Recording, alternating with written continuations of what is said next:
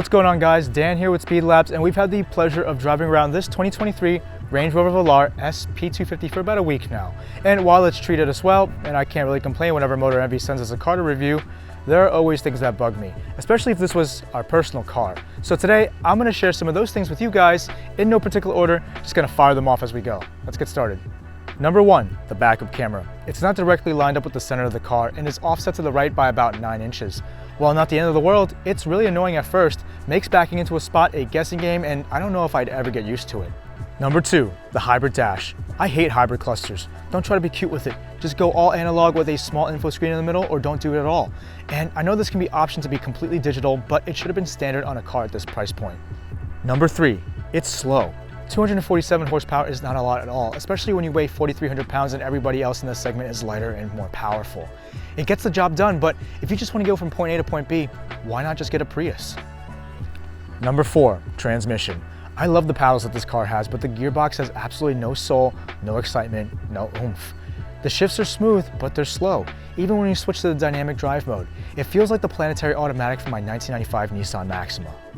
Number 5, piano gloss black trim. Why do car makers still do this? It's a fingerprint magnet, it's annoying to clean, and it actually looks really cheap.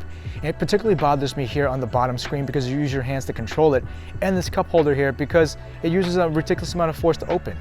Number 6, Android Auto connects randomly when the car is off. Listen, while this CarPlay and Android Auto is really nice, every car should have it, but right now only the higher end vehicles make it available, so I'm glad Range Rover included this. But when the car's off and I'm still in the general vicinity, the infotainment randomly turns on and it'll connect to my phone and then it'll blast music. Not really a dislike, but just an annoying quirk. Number 7, the lack of exhaust tips. I really like the overall aesthetics of the car, and this normally wouldn't bother me, but on the P250, they delete the exhaust tips and it's just one clean fascia. The problem is, that's Range Rover's way of telling everybody else that you're a pleb with the bottom barrel budget model of this car, and you can fork up an extra couple grand for the P340. Number 8, value.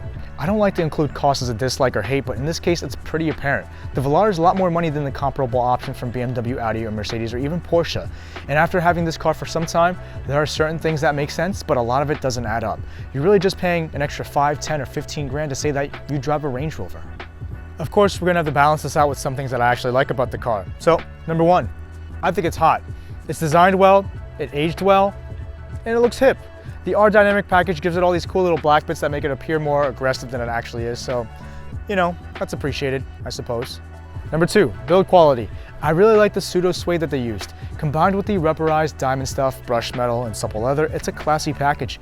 Everything is well put together too. Just feels like quality in here. Number 3, the Meridian sound system. You need to tweak it a little bit out of the box, but once you do, it's a pretty great sound system, especially because the car has double pane glass that makes the acoustics just that much more enjoyable.